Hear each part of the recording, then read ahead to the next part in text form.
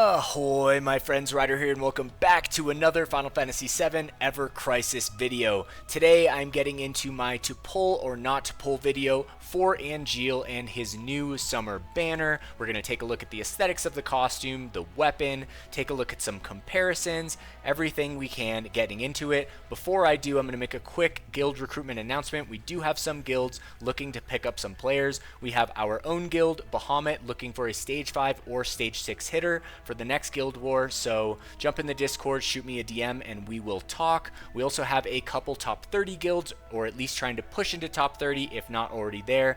Titan, Bahamut Zero, looking for some, coordinated players that are enjoying the game and want to play at a more competitive level. And then we also have one spot. I think all guilds only have one spot available right now, guys, and we do have openings across the board in different rankings. So depending on what you really want, what kind of experience you want, we probably have it. Kujata is looking for a spot. Titan, Bahamut Zero, we have Gilgamesh and Neo Bahamut as well. I will put some info in the comment and description of this video, so for those of you guys who are interested, please check that out, join the Discord, and we will get you sorted. So that being said, let's jump over to the actual banner right here and take a look. Alright, so here we have Angeal's banner. Now, I'm just gonna, off the bat, just let you guys know that I think that this banner is a super easy skip.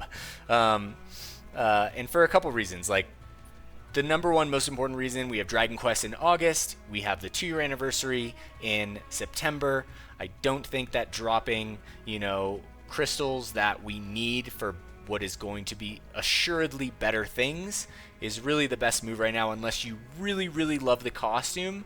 And then in that point, obviously, you don't need me to tell you what to do. Enjoy the game to the best of your ability, right? Just spend responsibly, right? And alright, so that being said, that's my basic overlook on the banner. Now I'm just going to basically go through the banner. We'll talk about it, give you guys my opinions. So here's Angeal's costume. Now there's things I like about this costume, and then there's things that I don't like about this costume at all. For example, I don't know why they keep putting shoes on the characters that are going to the beach. It literally makes no sense, guys. No one's going to walk on the sand in the beach in sneakers. It's like, it just makes no sense to me, guys. Like, I grew up, in a little surfer town and grew up on the beach. And literally, I would walk across the town barefoot. I would walk through the grocery store barefoot, And, so the fact that they have sneakers, just makes no sense to me, Then we have these board shorts, which honestly look more like denim shorts. So he ain't going in the water in these shorts, and they look so heavy, like they would just absorb all the water. It just doesn't make sense. And then we have these two belts. Why the second belt? Why is this here? Why is it so floppy also? It's like the floppiest little belt I've ever seen in my life, guys. This belt did not need to be here. Whoever had this idea, no, stop it. Stop it right now. Alright, now I like this shirt. I would definitely rock this shirt, but tying it up like this, guys, I kind of want to, I'm going back to visit my friends back home in November, and I kind of want to, tie up my shirt like this and go to paddle out with my friends just to see the reaction of what I would get if I showed up wearing this shirt. Now, don't get me wrong, guys. If you love this and this is your style and that's what you want to do, I fully support it, 100%, for sure. But I do think that in this game, they do have a tendency of kind of feminizing a little bit the guys. And I feel like this is just not something that would happen. I also don't think it really fits Angeal's personality. Angeal seems more like a stoic type character. He doesn't really strike me as the type of person who's going to look at himself in the mirror and be like, alright, my shirt looks so fanciful. Let me just tie it up right here to show a little skin, you know what I mean? I don't know what the accent is, but I don't know what it is. I like the shades, I like the shirt, I like the undershirt, I like the necklace, I like the bracelets, I like the armband, right? I think the weapon is hilarious. The fact that the weapon does damage is also hilarious, considering you could probably pop it with a single sewing needle. But other than that, not my vibe. It's an easy skip for me. Aesthetically, not my favorite. But, if you do love it, then I support it. I support all you guys, Doesn't matter what you like or dislike. I'm all for it. That's just my opinion. I think it just, doesn't really fit him. I would have thrown him in some like, lifeguard red board shorts, cut him off right above the knees, didn't need the belt, untie the shirt, and then take off the sneakers. And then boom, you have like a full blown like actual like beach going dude, So yeah, because, like, just imagine if this dude just walked up to the beach, like, with his double belts going on. Like, it would just be pretty funny. So, anyway, that's my thoughts on the costume. Let's take a look at the actual specs. So here we have boost physical defense all allies. All right, it is plus 15 points. That's going to give us all allies physical defense plus 20%, which is definitely solid. And then we have Beach Guardian here, HP 15%, magic defense 15%. All right, so that is pretty solid, not going to lie. So let's go take a look at the actual Angeal costumes that, I don't have all of them, but I do have this one. Alright, this one comes with Reprieve and Crown of the Worthy. This one, when granting physical defense up, max potency tier plus 1. Alright, so that is pretty similar to the all physical defense buff that's going on. I believe that the 4th tier might give an extra 10% or maybe 15. I believe it might be 10. Correct me if I'm wrong, guys. So I feel like if you have this, it's definitely an easy skip. Other than that, I'm not sure what costumes I actually have for Angeal. We can take a look at them here. So here we have Sion's attire, HP physical defense. We have the boost defense all allies right here with the Waterblade Arcanum. And then we have the Shinra Expedition wear. So honestly, guys, I think more or less this is one of the easier skips of the month. The weapon for sure will have its use in the future, but I think for me it's just a guaranteed wishlist weapon. I don't really see the value of pulling for this now unless you're really trying to like utilize whatever content they're dropping into the game to use this, but I much prefer the 1.5 anniversary Angeal costume to this, and so for me, super chill skip on that.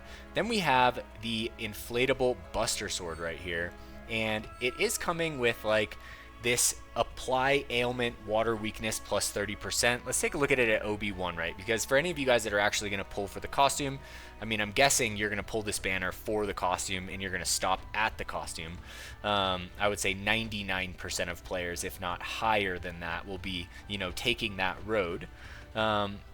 So at OB1, you'll do 460% physical non-elemental AoE damage with a crit rate of 10%. It applies ailment, water weakness plus 20%, range all enemies, duration 40 seconds. Alright, cannot be applied to targets weak resistant to water. So like this is something that where you create a water weakness on an enemy that wouldn't naturally be, weak to it. However, if they are resistant to water, it's not going to work as well. The only time we've seen this so far was on Vincent's 1.5 anniversary weapon, but I do believe that his was actually better than 30%, because at OB10 this is going to be 30%.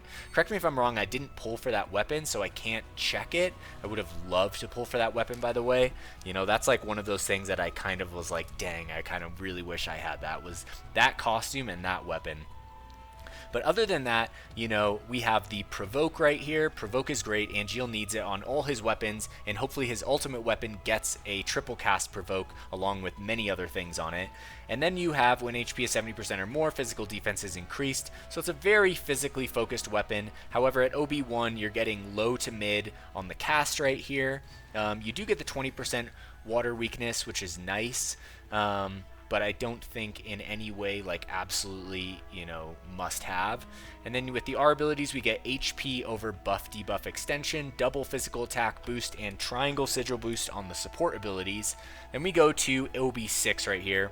Damage goes to 560%. Water weakness caps at 30%, so same as OB10. All right. The duration will last 50 seconds. Provoke is applied, duration 60 seconds, so it's exactly the same.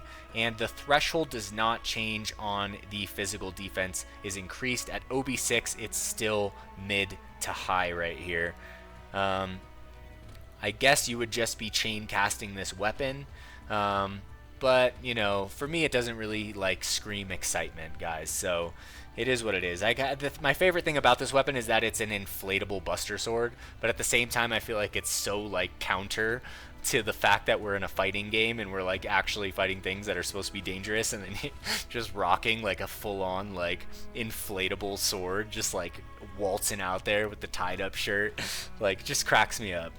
All right, so we got HP 40 over 27. I think it's going to be pretty standard here at OB10. So yeah, it's going to be 46 over 39. I do love HP and buff debuff extension together. I think those are great. So the R abilities, I'd say, are very good. For me, definitely a wishlist weapon, guys. But I think that there's not really that many arguments for actually pulling on this banner.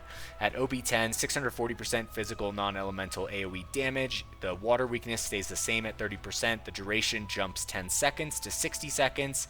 The provoke obviously doesn't change at all from OB1. I wish this threshold would have changed. However, the physical defense does go high to high at OB10, which is definitely looking something that they are consistently changing in each new banner. For like the last 4 banners, the OB10 has changed. Now, like I said, I'm fine with it as long as it doesn't happen on limited weapons. So more or less, guys, that is my thoughts on this banner. Pretty simple. I think for most of us, it's going to be a pretty chill week. It's going to be a very easy skip for, I think, most of the players in the game. Wait for better things to come, guys. This is the time to be saving. Next week, we'll get Zach's, summer costume, which hopefully is better than this one.